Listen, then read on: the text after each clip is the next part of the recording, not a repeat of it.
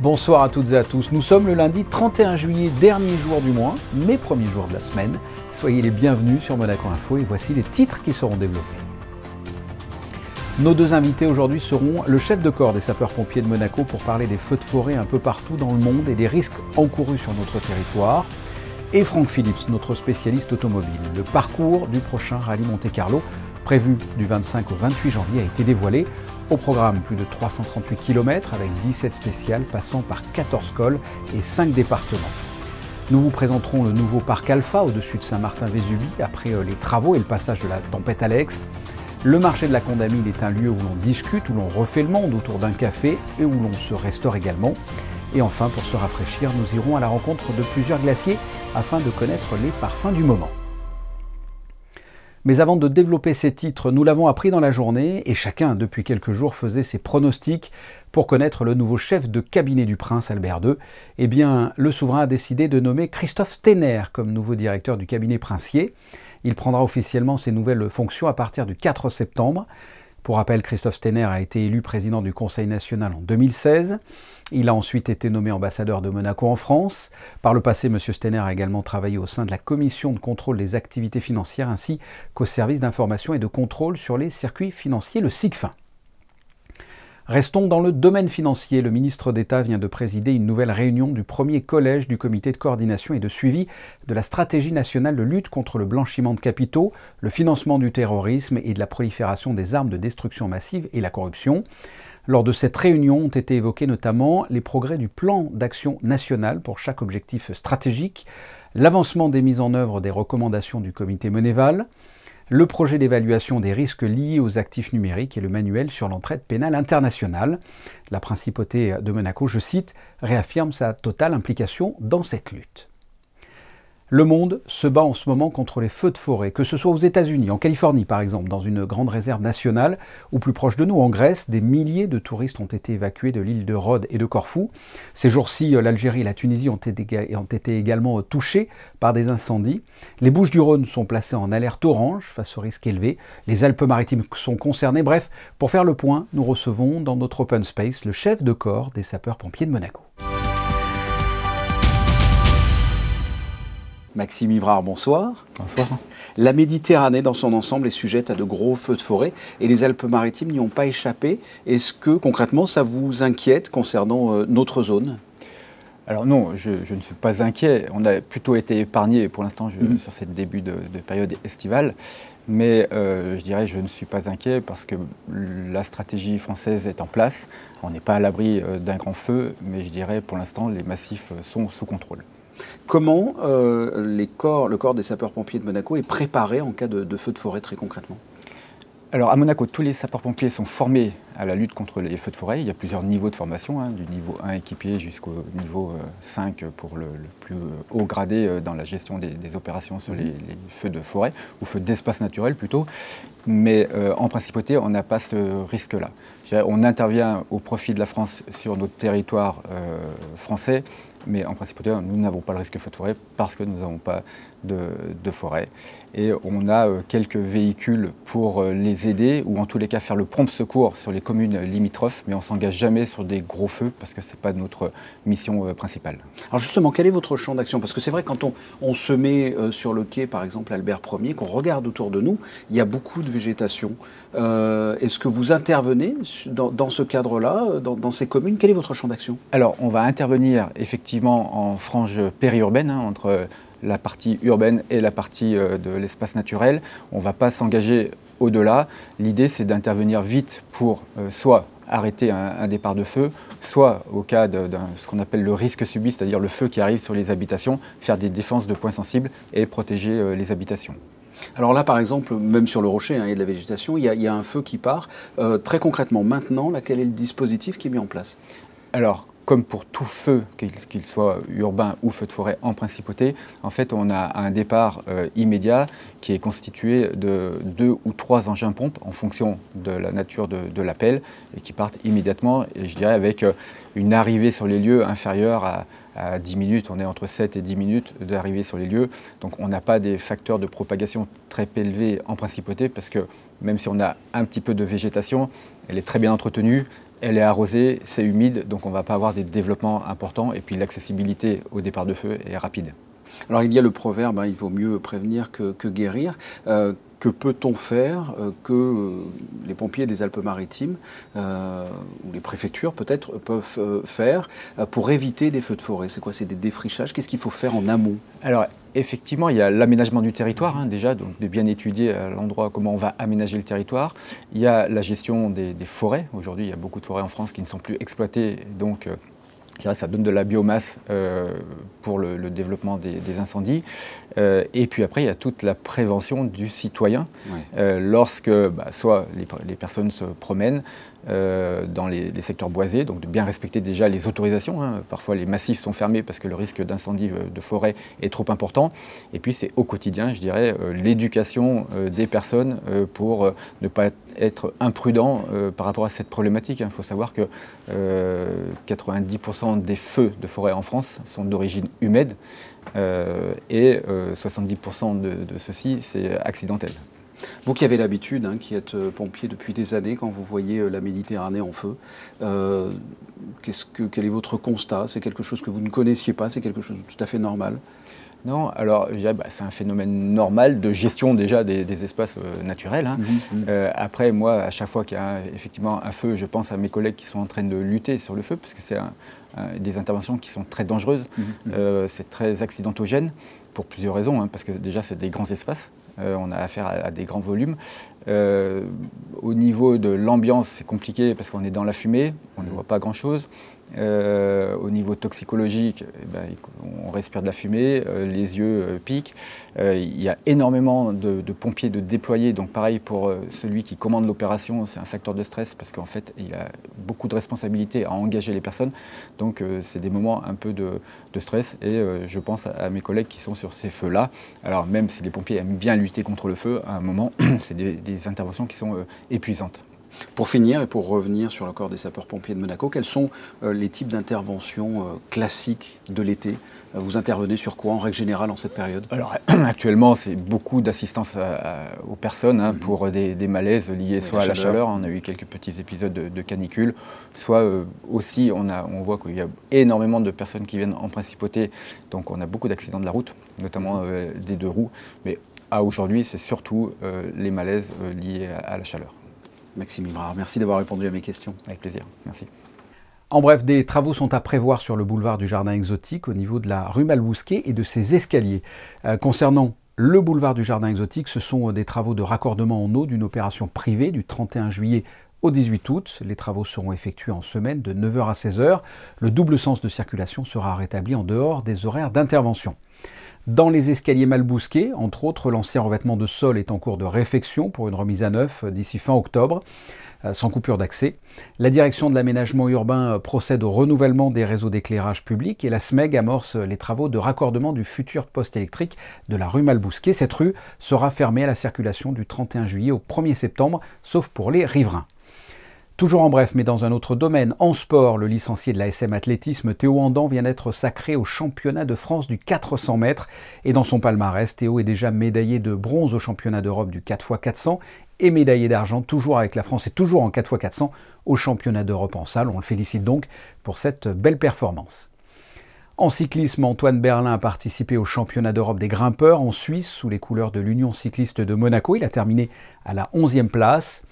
Et en basket, l'équipe de France se prépare pour la Coupe du Monde qui se déroulera du 25 août au 10 septembre avec le premier match test ce lundi 20h30 contre la Tunisie. Et dans l'équipe, 4 joueurs monégasques, Yacouba Ouattara, Eli Okobo, le nouveau joueur de la Roca Team Thierry Tarpé et enfin Mathieu Strazel qui a le sens du rythme comme on peut le voir sur les réseaux lors de leur préparation dans le sud-ouest à Pau avec des supporters. Autre actu sportive, la présentation du parcours de la 92e édition du Rallye Monte Carlo, prévue du 25 au 28 janvier 2024. Au programme, plus de 338 km avec 17 spéciales passant dans 5 départements et totalisant 14 cols à franchir. Avec nous ce soir, notre spécialiste automobile, Franck Phillips. Bonsoir. Bonsoir Fabien. Le parcours a été dévoilé. Comment trouvez-vous cette édition 2024 ? Alors tout à fait surprenante, bien évidemment, parce qu'on part de Monaco et on va vers Gap.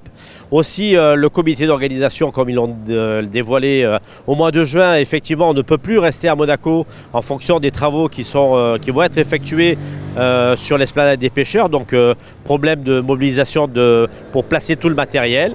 Et puis, je vais vous dire franchement que cette, on va dire, cette version-là 2024 a quand même un petit goût de découverte qui est pas mal. Et c'est le retour, hein, vous l'avez dit, le retour à Gap. C'était important que ça se repasse aussi là-bas. Alors il est évident qu'il faut que ça se passe aussi un petit peu là-bas, parce que de jouer l'alternance entre Monaco et Gap, eh bien on risque, c'est vrai, de trouver des conditions hivernales qui vont être beaucoup plus favorables que l'année précédente, qu'en 2023 on n'a pas eu un gramme de neige malheureusement. Et il est évident que cette année, en ayant l'espoir de retourner vers Gap, on puisse retrouver des conditions hivernales qui sont chères au rallye de Monte-Carlo. Et puis une particularité aussi cette année, le fait de partir de Monaco monter à Gap, eh bien nous avons une spéciale de légende qui s'appelle donc cette année Thor Saint-Géniez, qui a été effectuée pendant plus de 30 ans dans le sens inverse. Et là on va voir un petit peu ce que ça va donner, parce que cette spéciale, pour en avoir eu vécu les frais, est quand même un juge de paix. Alors en début de course c'est un peu chaud quand même. Alors ces 2 dernières années, on a quand même eu l'impression qu'il y a eu un fossé entre les vieux de la vieille et la jeune génération, entre les Sébastien Loeb et Ogier, qui ne font plus le championnat du monde mais qui participent à certaines étapes dont Monaco, et ils mettent la pâtée aux jeunes. Alors il est évident qu'il y a un concours, hein. Ils sont à 9 partout aujourd'hui. 2022 c'était Seb Loeb, 2023 Sébastien Ogier, parce que la fameuse battle qui avait été annoncée n'a pas eu lieu. Malheureusement, Seb Loeb était sur le Dakar, donc voilà, quid de cette année. Mais c'est vrai que on va dire les 2 vétérans aujourd'hui du mondial sont là et qui font des piges. Et les jeunes, faut qu'ils s'accrochent encore un peu quand même, parce que l'expérience quand même sur un Monte-Carlo, sur les rallyes qu'ils font, quand même l'expérience prévaut aussi sur la fougue de temps en temps des jeunes. Qu'est-ce que ça veut dire, ça, que la jeune génération est encore en dessous du niveau, ou c'est pas le cas? Non, non, non, pas du tout, ils sont au niveau, mais il faut dire que sur un rallye comme le rallye Monte-Carlo, il y a quand même beaucoup de paramètres à gérer. Il y a les pneumatiques, il y a la glace, il y a les ouvreurs. Bon, l'année dernière, évidemment, c'était un rallye asphalte, hein, comme on aurait pu avoir un Tour de Corse ou un rallye du championnat de France. Ça, c'était pas vraiment le problème. Mais voilà, bon, après, il y a ces petites astuces de vieux briscards qui font que, bien, ils sont toujours là, et puis on espère aussi qu'ils sont encore là pendant un moment. Et dans cette nouvelle génération, il y a des pilotes qui vous impressionnent? Ah oui, alors éventuellement, on va parler de Calero Venpera, qui a eu son premier rallye à l'âge de 16 ans. Donc toute cette génération-là de jeunes pilotes qui ont 17, 18, 20 ans demandent à en devenir, et bien évidemment, c'est l'avenir du sport automobile, quoi qu'il en advienne. Donc 17 étapes sur 5 départements et un finish dans le Turini, avec une particularité, des épreuves plus hivernales et de la neige, puisqu'on sera plus en altitude qu'à l'accoutumée, hein. Oui, tout à fait. Après, voilà, l'année dernière, on va dire pour le WRC, pour le mondial, sur Monaco, enfin sur Turini, on n'avait pas eu neige. Une semaine après, 10 jours après, tout l'historique a pris pas mal de neige. Donc après, c'est vrai que c'est un coup de roulette russe, et on peut pas implorer on va dire le bon Dieu pour que la neige elle tombe. Donc voilà. Et l'on suivra en tout cas, bien sûr, avec vous sur Monaco Info, ce rallye Monte-Carlo 2024. Merci Franck Phillips. Merci Fabien, à très bientôt et au mois de janvier. Exactement. Et dans cette chaleur du cœur de l'été, une idée sortie non loin de Monaco, dans le Boréon, au-dessus de Saint-Martin-Vésubie. Le parc Alpha a particulièrement souffert du passage de la tempête Alex. Ce parc, après travaux, a rouvert en juillet 2021 et propose de nombreuses activités autour des loups. Reportage de Frédéric Elion et Thomas Deus. C'est un animal emblématique, présent aussi bien dans la mythologie que dans les contes pour enfants. Le loup a de tout temps fasciné l'homme. En plein cœur du Mercantour, le parc Alpha, créé en 2005, propose une immersion dans la vie des loups. On a 2 meutes de loups qui sont dans 2 enclos séparés. On a une première meute, ce sont des loups gris d'Europe et ils sont 5 en tout. Et on a une deuxième meute avec des loups ibériques et ils sont 2 frères. Diego, 12 ans, et Enrique, 11, sont nés aux Pays-Bas et ont rejoint le parc Alpha l'été dernier après 10 ans passés à Paris. Ils vivent dans un enclos de 2500 mètres carrés encadré par des clôtures de 4 mètres de haut. Les 5 loups gris viennent eux de Normandie et sont arrivés à la réouverture du parc en juillet 2021 après les ravages de la tempête Alex. L'enclos européen fait lui 3900 mètres carrés. Les soigneurs y entrent chaque jour pour différentes activités. On propose les différentes activités qu'on fait avec nos loups, nous, tous les jours de l'année. Ça va être du medical training, donc un entraînement médical pour donner des médicaments aux besoins à chaque individu.